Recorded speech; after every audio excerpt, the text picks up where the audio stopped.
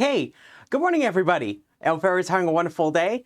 So today I'm going to be picking up where I left off last day, where I was talking about different algorithms for solving the so-called minimum spanning tree. So I highlighted a couple at the end of class last time. I talked briefly about Kruskal's algorithm, and then I briefly talked about an algorithm called Prim's algorithm. Sometimes it's also called Prim-Jarnik, but I wanted to focus on Prim's algorithm today. So we're going to be going a lot more deeper when it comes to prims. I find that it really is a nice way of highlighting sort of algorithm design principles. So remember last day I showed you that cut property. So what Prim's algorithm is going to take advantage of is this so-called cut property that we know for minimum spanning trees. So we're going to see that play out when we see Prim here.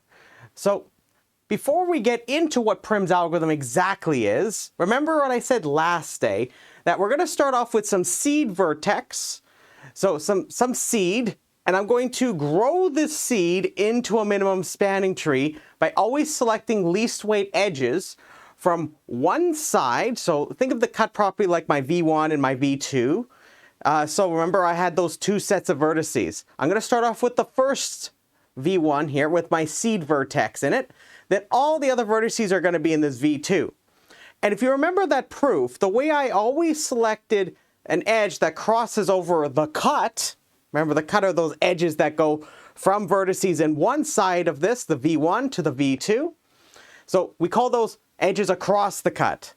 So what I will always do is I always select a an edge with least weight, right? So that's what Prim's is going to do. That's how Prim uses the cut property.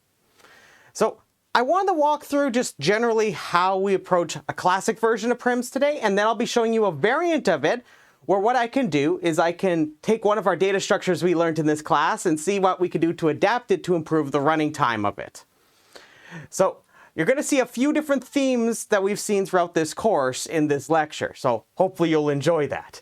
So first thing I want to point out is that there is a classic, like the most purest kind of form of Prim's algorithm that people will often point you to. It often will use two arrays to store additional information. So you'll have your classic version of an adjacency matrix or an adjacency list. And then you'll have these two arrays. You may have a one called D, which stores the least weight edge information. So what I mean by that is you'll store the value of the least weight edge you know of so far that takes you from one vertex that's in the cloud or blob. I'm going to refer to it lovingly as a blob, but some people like to call it a cloud. This is our V1. That's what V1 was from last day. And it's going to store the value of the least weight edge that it finds so far.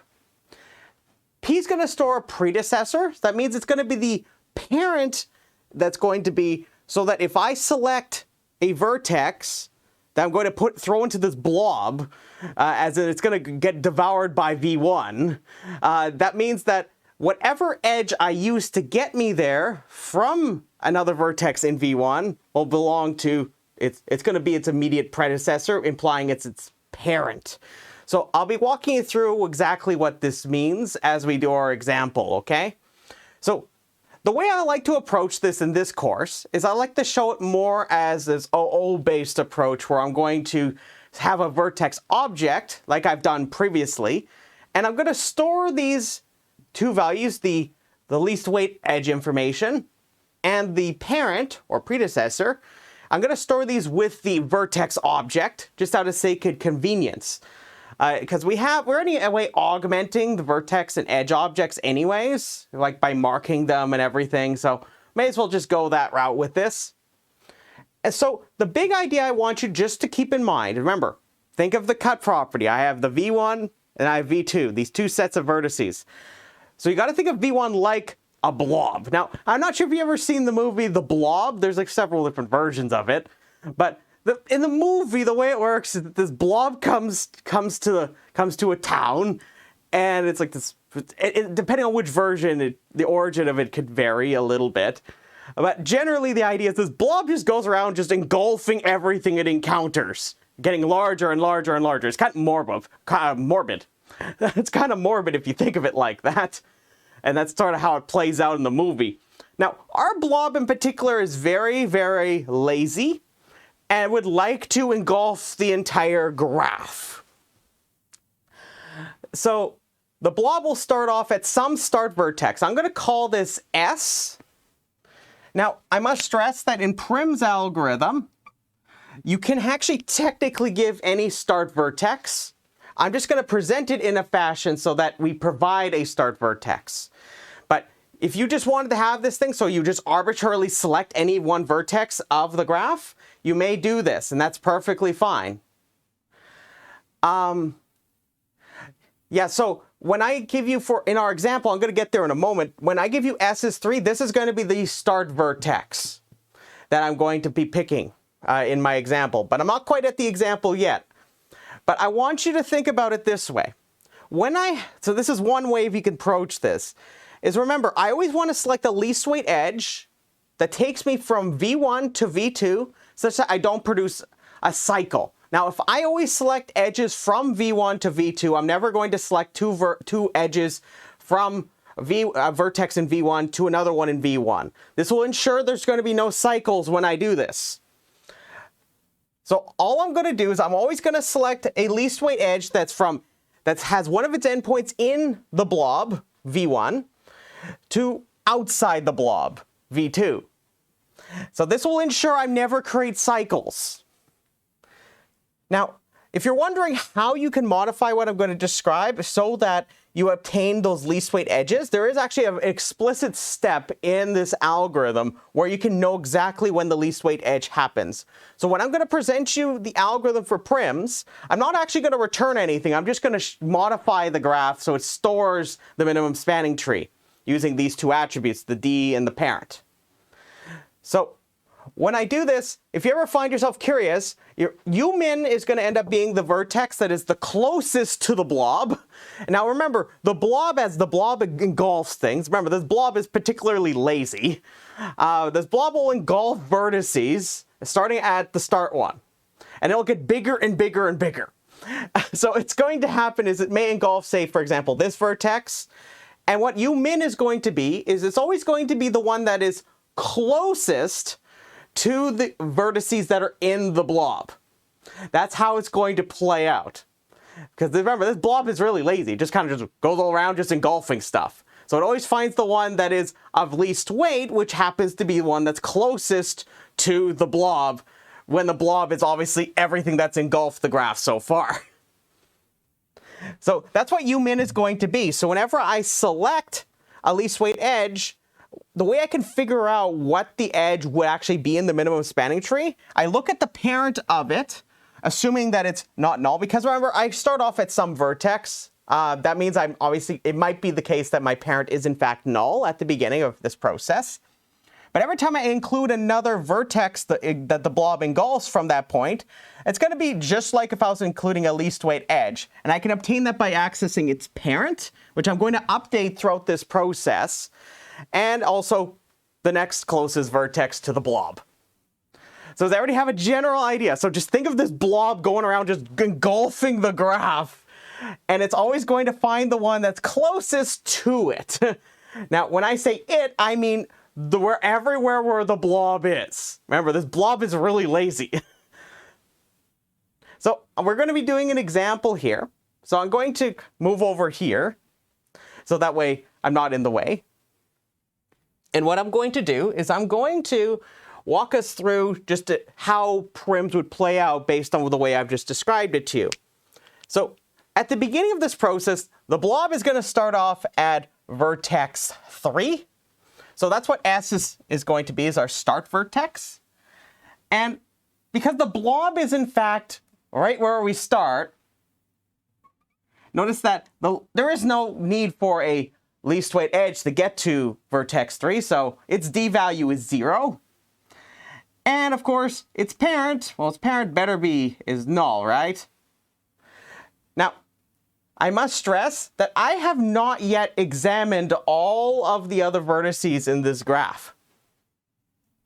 So what I need is some default values for D and parent for all other vertices. Now, this would also stress that this would be the case for the start vertex as well. I'm just getting one step a little ahead so that we could kind of plant where the blob is. So all of these, I'm just going to start them off all as infinity and null. So this would just be some flag if you're thinking about it. What D would be. It's okay, D is some, it's infinity, parent is null. So I do this for all the vertices. So at the very beginning of Prim's algorithm, all of them are going to be assigned infinity and the parent will be null. And then what happens is the blob shows up and it assigns D to be 0 and it says, hey, look, I'm going to put 3 into the blob. So let's put 3 into the blob. So the way I'm going to use this mechanically is I'm going to mark this vertex, just like what we did with our graph traversal algorithms.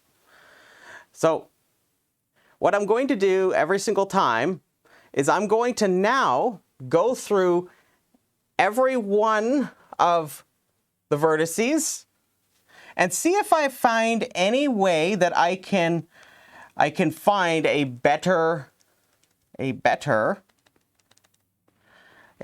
or closer vertex to me. So when I do this, you'll notice that, okay, well, all of these are in fact infinity, right? So that means that I'm just going to naturally just include this one. It's going to be in the cloud, so it means it's marked. And then now what I'm going to do is now the blob's going to evaluate. Now our blob has some consciousness. Now I don't know if that's true in the movies. It's sort of kind of alluded to sometimes. But what I'm going to do now is I'm going to examine all of the edges incident on umin. So this is umin at the moment. So I'm going to examine all of the incident edges on 3 and see if I can actually find a closer way of getting to it from outside the blob. Now naturally this just simply means I'm looking at those edge weights and see what the least weight edge would be from inside the blob to outside the blob. This is inside the blob, everything outside of the red is outside the blob. So what I could do is, okay, well look, I could take this edge here, okay, well that's 3, that's most certainly less than infinity. So I'm going to update that with 3. And because what edge would I use to get there? Well, it's this one here. So its other endpoint is 3. So I'm going to assign parent to be vertex 3. Then I'm going to do this for all the other incident edges. So let's proceed. So now notice that I have this edge here. Most certainly it's 2 is less than infinity. So I'm going to update this with 2. And the edge I use to get me there is this one. Its other endpoint is a 3. So vertex 3. And then over here, notice that this is another incident edge. I update that to 4. And of course, its parent again is 3, because that's the other endpoint for which it takes me to get there. So far we're doing okay. So I'm going to start off by planting in my blob. I included that vertex in the blob, and then we're going to update all of the vertices that are on incident edges to the vertex I've just included. Because I want to see if there's any way I can get closer to any other vertex in my graph from inside the blob to outside the blob. Remember, this blob is really lazy. So let's proceed. So if we're okay with this at this stage, remember I'm going to be effectively exploring the graph as I do this. So as the blob devours more of the graph, more of this graph is going to become uncovered to something that the blob is observant to. So as this happens, these D values and parent values may change. So just keep that in mind. So let's proceed. So question for you. Which vertex should the blob devour next? Think about it. Remember, we always want the least weight edge from a vertex in the blob to outside the blob. So which one should I pick? Well, which one should the blob pick here? Yeah, vertex 4, that's a very good choice. Wonderful. Notice that here, it's 3 versus 2 versus 4. 2 is the smallest of these. So you know right away that, okay, well, the blob is like, I have to get over there. I have to get over there. So time to, I guess, bottoms up or something. It's, I don't know. I don't know how blobs exactly talk about eating things, okay? My apologies. It's only Wednesday. So now the blob is engulfed 4. That means I'm going to mark this. This is U-min, by the way, like I said earlier. So notice that this edge will be a part of the minimum spanning tree when we're done this process. So when I do this, so just to make that clear, I'm just going to highlight this for you, just to make it clear that that's going to end up being one of our edges in the minimum spanning tree. And now I'm going to do the same thing. I'm going to look at all of the incident edges on U-min. So in this case, that's 4. I'm going to see if I can improve these D and parent values. I'm going to see if I can find a closer vertex to the blob. So now I'm going to look at all my incident edges. Well, okay, well, one, there's nothing I can do with that one at that stage. Remember, the D value there, notice that 0, so there's most certainly no way I'm going to be able to improve upon that. And then I look at this incident edge, and okay, well, look, okay. So now notice there's an edge with weight 1 here. So that means I am going to naturally update that, because 1 is indeed better than 3. So I'm going to update its parent to be 4.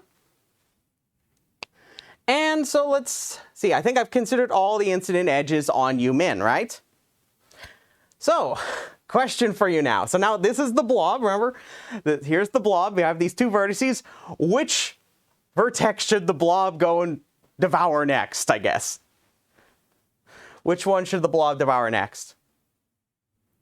Yeah, vertex 1. And it will do it via this edge, right? Very good. Perfect, everybody. Perfect. So now the blob's just going to be like, and it's going to, I'm coming to, oh man. So now the blob has devoured vertex 1. It uses this edge to get me there. And now I look at all the edges incident. Okay, why did you just switch D and P even before the blob ate it? Okay, so there's going to be kind of 3 kind of main phases here. So every time, so you're going to see this when I show you the pseudocode for prims. So what's going to happen is I'm going to first have to figure out what vertex is closest to me with respect to the blob, which means all the vertices I've gobbled up. Then what I'm going to do, and keep in mind that's maintained by these D values. So then what I do is I, of course, include the closest one in the blob.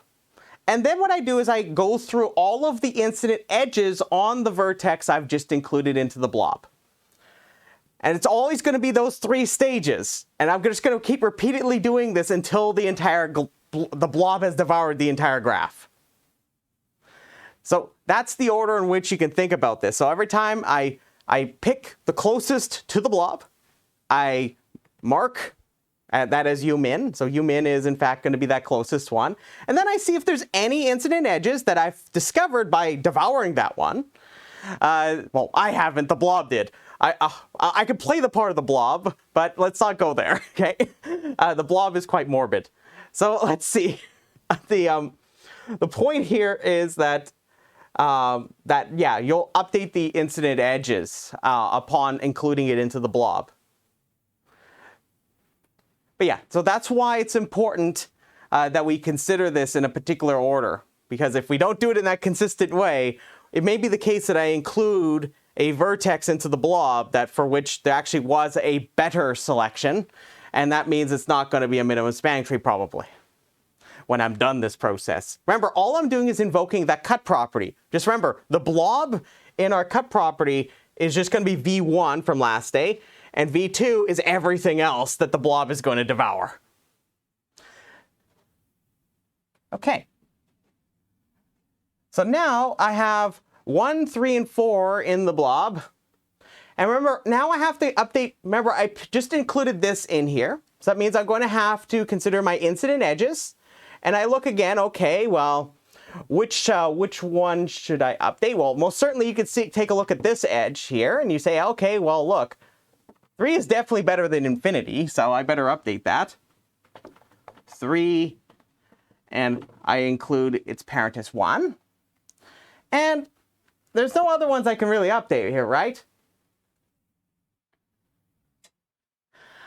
Since 3 and 4 have already been absorbed, that's actually a really interesting property you may have noticed, is that every single time I include a vertex in this, notice that, remember, the way I picked that one was always because it was the one that was closest to the blob at that time. So most certainly, as you may suggest, those D values aren't going to change. So just for our sake, you'll notice that I'm just going to describe this in this meticulous way, but you'll notice that I'm never going to revoke any decision I make at this stage. The blob doesn't really have to care about that. So I haven't really described what this is, but this is going to be an example of something called a greedy algorithm. It always makes the best possible choice at that time. And in this case, that always works out for the algorithm. So we'll talk more about greedy algorithms in a lecture or two, possibly. But the idea here is I'm just now I've updated my D value, my parent value here. So which vertex do I select next? Which one's going to go and be on the plate for yum-yums for the blob? Which one? 2, exactly. So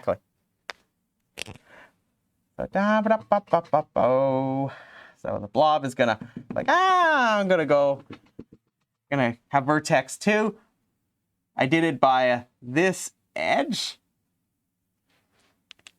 And by the way, if you're wondering how I know it's that edge, is I always look at the parent. So notice that when I want to know it's this edge, when I select vertex 2, I just look at its parent, just like what I mentioned over here. So that's how I always know what the least weight edge actually is. If you actually are trying to get those and return that at the end of this process, that is exactly what you do. So having 2 2s is okay. Let me just make sure that should be a 5. My apologies, everybody. That should be a 5. This is vertex 5. For some reason, I wrote 2. My apologies. Thank you. Thank you for pointing that out. Yeah, it technically shouldn't matter, but it's important that we give names for our vertices that are unique. Thank you. I didn't even notice that. My apologies. So that naturally suggests when I do this now, I have to look at all my incident edges again. And I say, hey, look. Here's an incident edge here. I haven't yet. That's just outside of the cloud here. So notice here that this is a 2. That's most certainly going to be better than 4. So I'm going to update the 2. And its parent is going to be 2. So now, naturally, you could see which one it's going to engulf next. So let's see. So it's going to take on 5 next, and it's going to use this edge. So the red edges I have outlined here, that's the minimum spanning tree. And notice that all of the vertices now are a part of the blob. So that means that we're done. So are there any questions about the process I just carried out here? So remember, all the blob does is it always looks for the one that's always the vertex that's always closest to all of the vertices in the blob so far. It's really lazy like that, and it'll then want to, upon including it, you're going to look at all the incident edges of the new vertex you just included in the blob and see if there's any closer vertex or way to get to a next closest vertex. And remember that closest just simply means the least weight edge from the vertices in the blob to those that are outside the blob. So if you're thinking about closest, there's another meaning for this that I'm going to talk about and allude to when we get to talking about a different algorithm that generalizes over the structure of this one. But for our purposes, just think closest means least weight edge from inside to outside the blob. Okay, so if we're okay with this, I'm going to proceed to showing you the algorithm. So I'm going to walk through this carefully, and then we're going to see what the running time of this. I'm going to have more details about its running time in the notes, but I'm just going to walk through some important aspects of the analysis when we get there.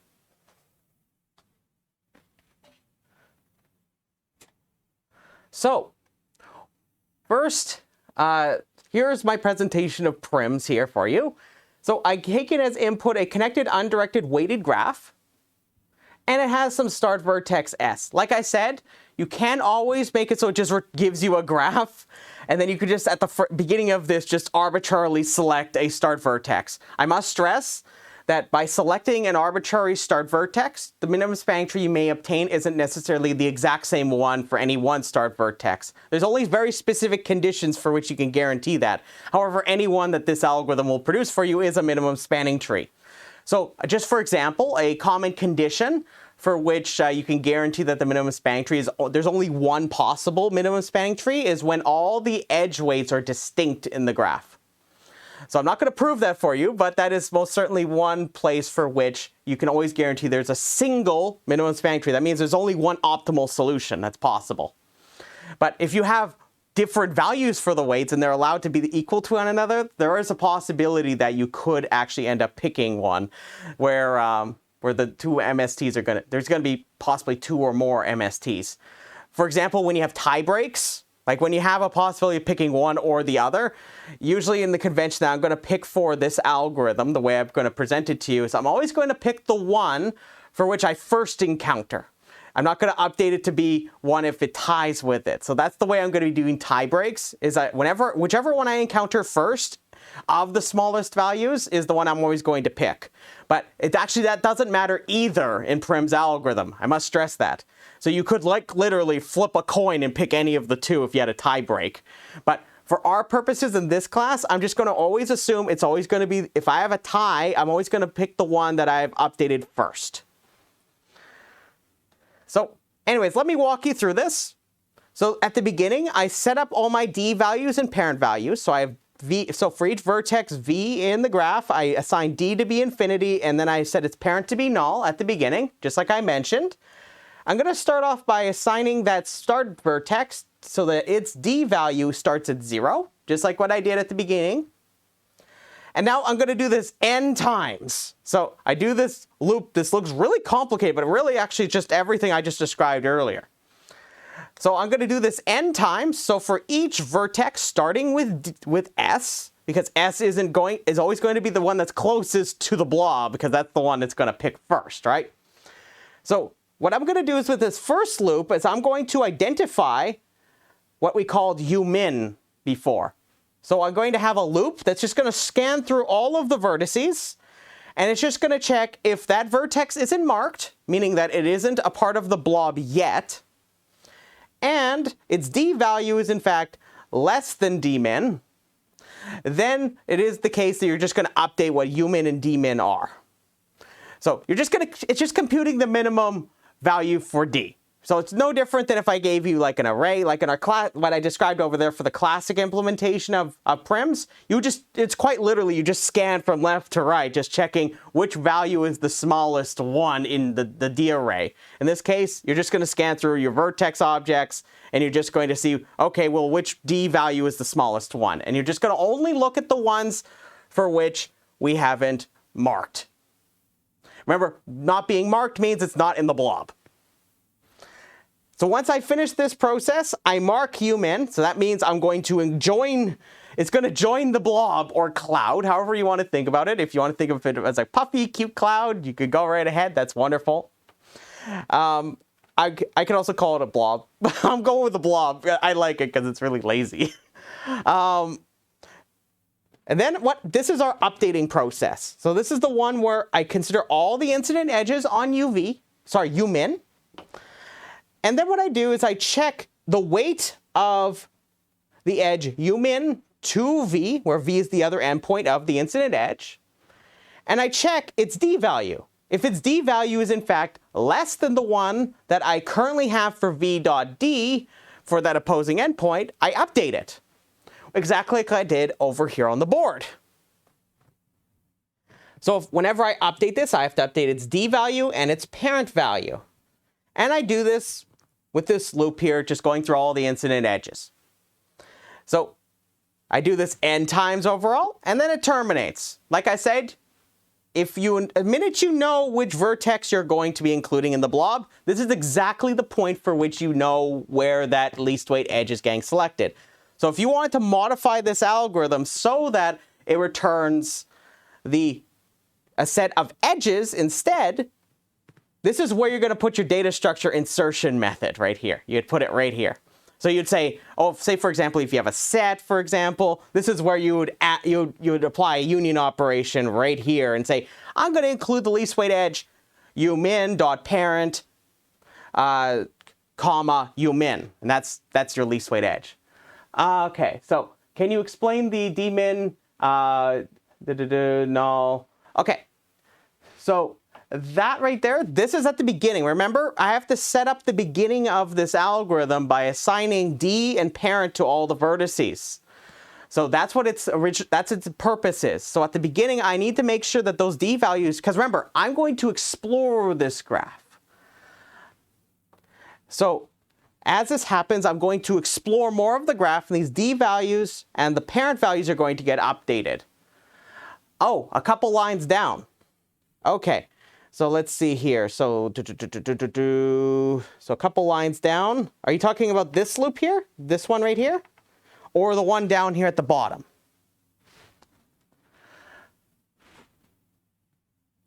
So here, this one I'll just elaborate. So this is just simply me scanning through all of the vertices that aren't marked.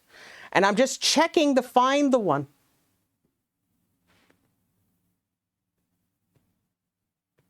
This line. This is just to set up the loop. Thank you for asking about it. So this is just to set up the loop. So remember, I'm just going to start off with this value I'm going to call dmin. And that's just going to allow me to always, the goal here is I'm just trying to compute the minimum D value. So that's what dmin's purpose is. So I'm going to start it off as infinity so that when I encounter a vertex, I want to get one of them where its value isn't infinity. So it's always going to have it where it's going to break that value here. So it's always going to be where it's just going to pick one that's always going to be better. So it's no different than, for example, if you had an array and I wanted to compute the maximum instead, and I knew all the numbers in it, for example, were positive numbers. You could always set it so that the value at the beginning that you're using to compare all your elements against them could be like -1. And you know that will work fine because all your values are going to end up being positive numbers. So it's just some people call this a sentinel value. So this is just a sentinel value just to make sure that I can get it so that I select the D value that I want. And in correspondence, this umin, that's what I'm dragging along with this because I ultimately want to know what umin is. This is going to be the one that's closest to the blob, but it's outside it.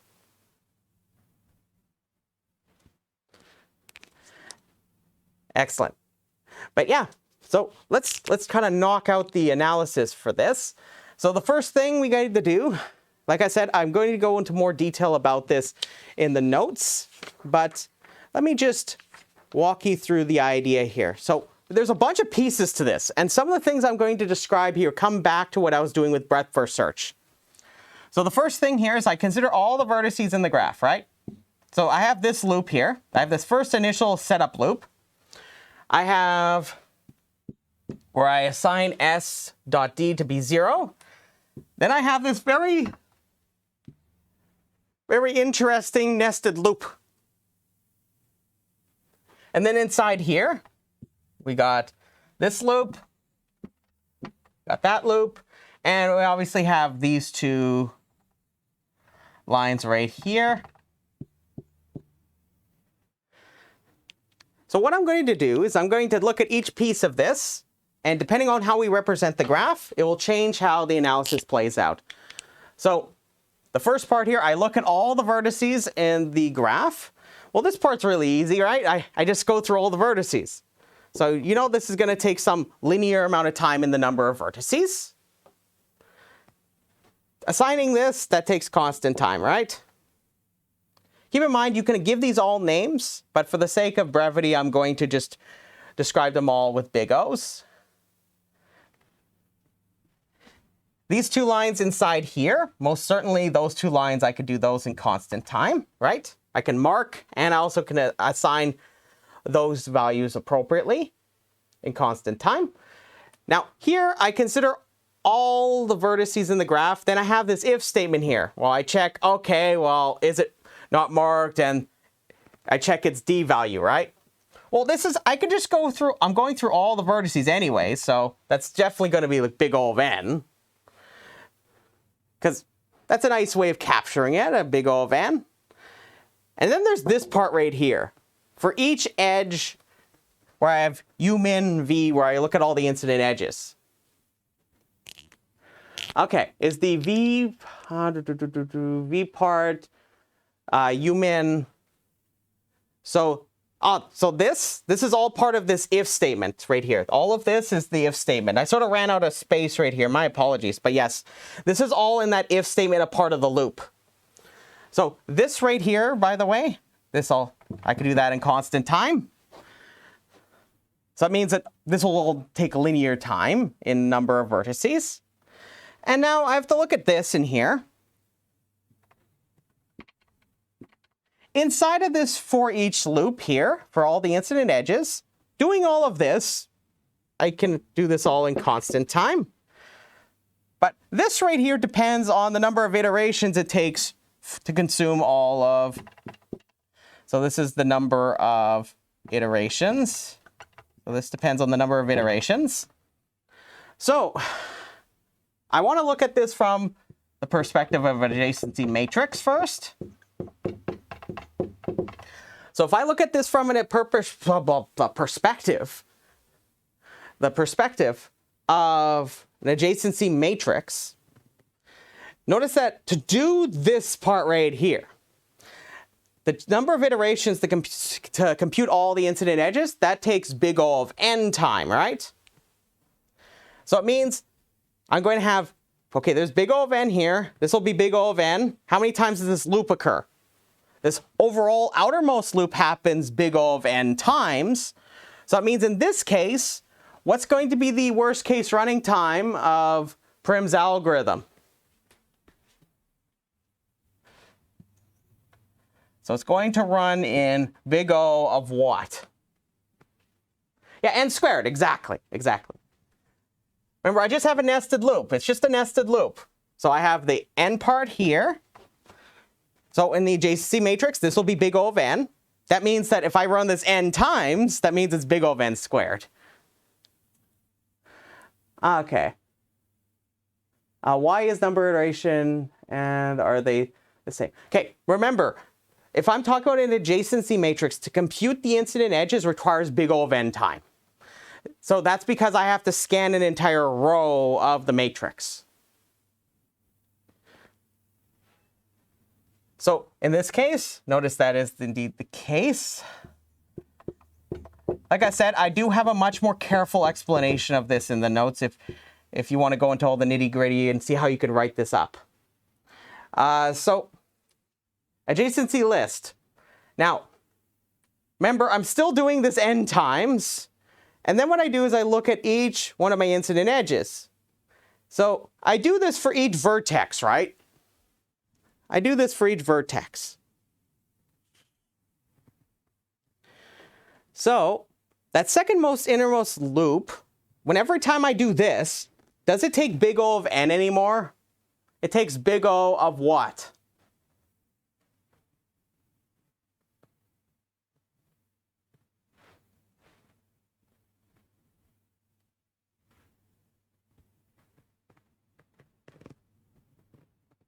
So this isn't big O of n anymore. Now it's big O of the degree of u min, right? But I do this for all the vertices, right? So for each vertex, I have to consider the degree of that vertex, meaning I'm going to consider the sum over all of the vertices of the degrees. But what's that? What's that? That's big O of what? It's big O of what? That's big O of, remember your handshaking lemma? Handshaking lemma. It's m, exactly. Yeah, so it's going to end up being m there. So you're going to end up with, so just to give you a summary of this, so the first loop there, that's going to be your n. We're going to have this loop here, where I have it where it's going n times, but I do that n times, so you're going to end up with something that's roughly quadratic. And then this one here, combined with the outermost loop, is going to end up being m. But remember that for any undirected simple graph, what is m? Remember back to when we talked about complete graphs. What's the relationship between m and n?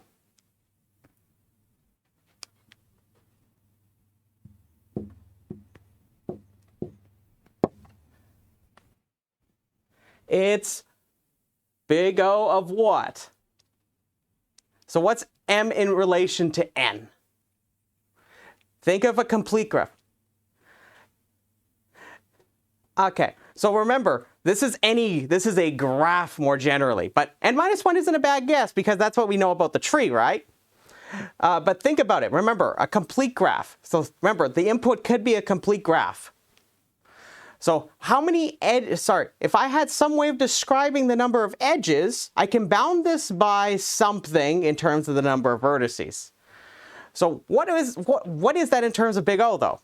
And I said this the other lecture when we were talking about graphs still, like just terminology.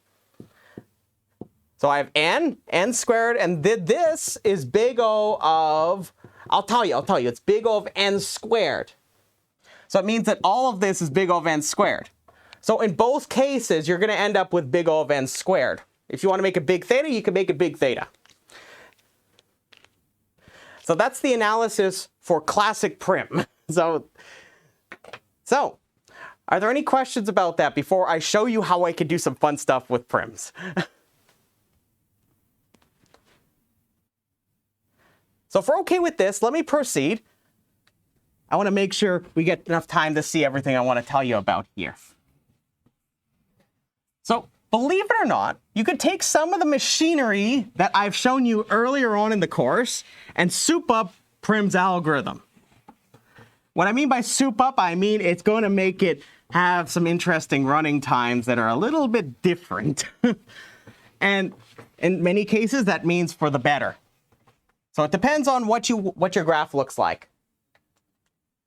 So I'm going to describe to you a heap-based implementation of prims. And I'll show you how you can easily modify this to make that work. So I must stress that if you want the proof of correctness for prims, I have it in the notes. It is a contradiction proof. It employs the cut property. It's actually a really clever argument. I recommend you take a read of it. It's really kind of slick. There's another way of recasting it as an induction proof, but I just like to show you it as a contradiction proof. So I'm going to describe to you a heap-based implementation of prims. So this is one of the standard ways of implementing Prim's algorithm. So there's kind of this classic way you could go about it, but there's also this heap-based implementation that some people would also argue to is also a classic way of doing it.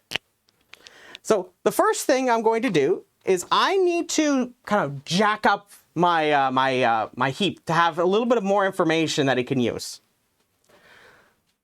So we will augment, means I'm going to modify our priority queue ADT to include a couple of more things to it. We're going to augment the priority queue to either do one of the two following. There's a couple different ways. I give more details in the notes about how you would go about this. So one way is you can maintain a positional array, and I'll call it POS, for the heap. Now you might ask, Dan, why are we going to a heap? Well, think about it. If you recall back to my algorithm over there, one of the bottlenecks that I had over here was that every time I have to pick that vertex that's closest to the blob, right? So notice that seems to slow things down every time. Notice that that's where I get my quadratic running time most certainly from, regardless of the representation of the graph, right? So I would like to speed that up. So I'm going to use a priority queue, in particular a heap, to speed up that operation. Well, that part of the algorithm, to be more precise. So here we go. So this array is going to keep track of the positions of entries in the heap. Array pause for the heap. That keeps track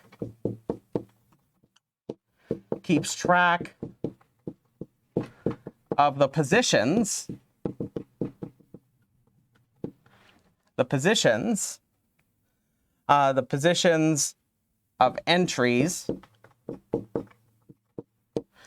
of entries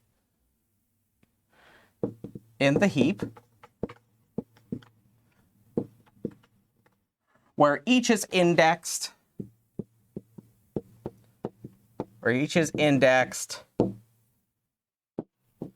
as one of 0, 1, 2, all the way up to n minus 1. These are going to be your vertices. So whenever bubbling occurs, remember we could bubble up or bubble down.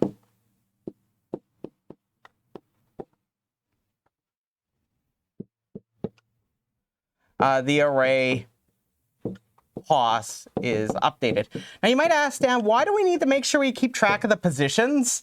Well, you got to think about it this way. When I want to compute umin, I want to make sure I have the information to know where it is in that heap. So I know where it is, and I can modify its key in the priority queue. So I'm going to be introducing another operation. We're going to call it decrease key. That's going to allow me to update the value of a key and then update the heap as a process to do this. So let me write that in a moment. But another way you could do this, so I have more details about this in the notes, another way you could do this is store each vertex. So store in each vertex object the position it has in the heap. And then you'd update it just like I mentioned here, whenever those bubbling processes happen, when the little bit of bubbly happens.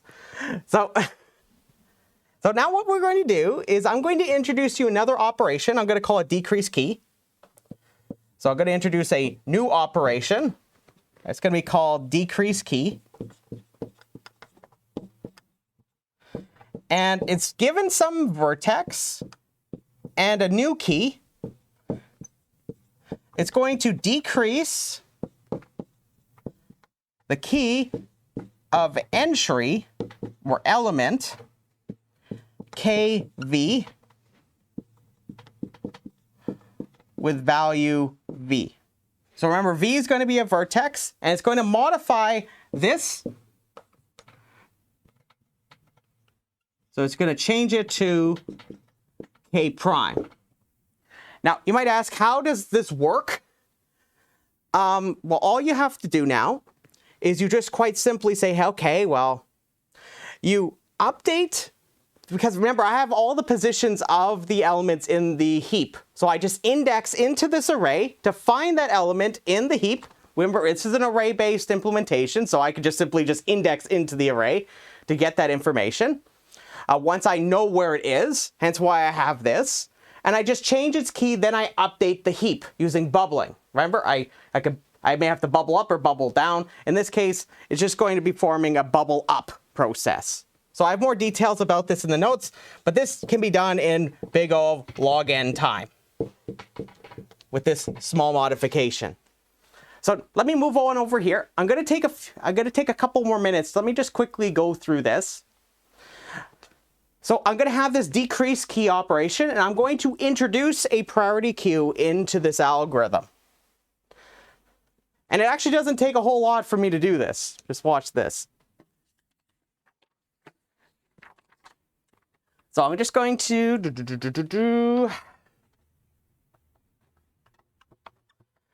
So first, I'm going to get rid of all of this first loop here. Let me get rid of this first loop here.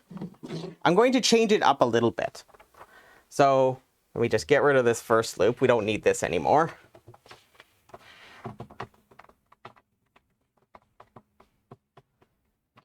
So I'm just going to keep that there. Now, before I enter this loop, I'm going to let priority Q contain all vertices V in V, where each entry is V.D V. So the key, the value, and then what I'm going to do is I'm going to have a while loop. So now this is my while loop. So keep in mind, this process, you have a loop to do this. While the Q is not empty, you're going to keep repeatedly doing the following.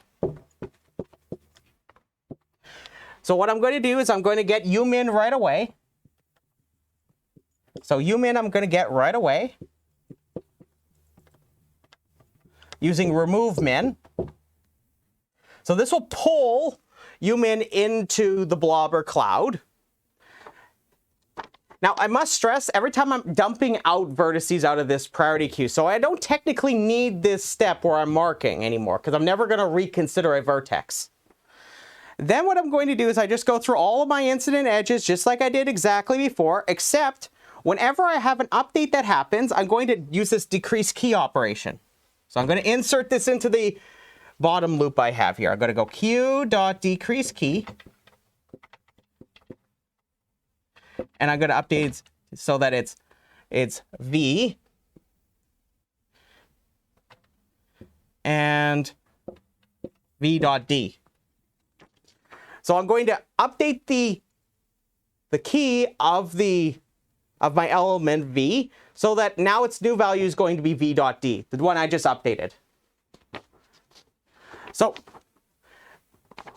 that being said, let me just quickly give you a quick summary. I'll give you more details in the notes because I know we guys got to get going here. I had a lot of lovely questions, so we sort of ran out of time here. So let me just quickly give you a quick summary of this. So because all of these operations here, notice that to do this part here where I make the priority queue, this is going to naturally take me, this takes n log n time to do, because remember it's a binary heap. Then all I have to do now is I go through each one of these. So remember, remove min, I can do this in log n time. I can do that in big O of log n. And this decrease key down here, this takes big O of log n as well. So when you do the overall analysis of this, assuming the graph is connected, I'm just going to consider the adjacency list here. This is going to take big O of m log n. Where what's going to happen instead here is, notice that, remember down here, I had to consider all my incident edges. So what I did here is every single time I have to consider all of them, that ends up being big O of m, but each time I have to do this decrease key operation, which is log n. So this overall running time ends up being big O of m log n, assuming the graph is connected. I have a bit more details in the analysis in the notes. I'm going to ask you to take a look at that. And I also give a couple interesting tidbits where if you use a different kind of heap structure, you actually obtain a better running time than even this. For example, if you use a Fibonacci heap, one of these mergeable heaps, you can actually get the running time down even further. So I want you to take a look at that last bit, and I will see everybody later, okay? So I say thank you very much, and have yourself a beautiful day. I'll see you later.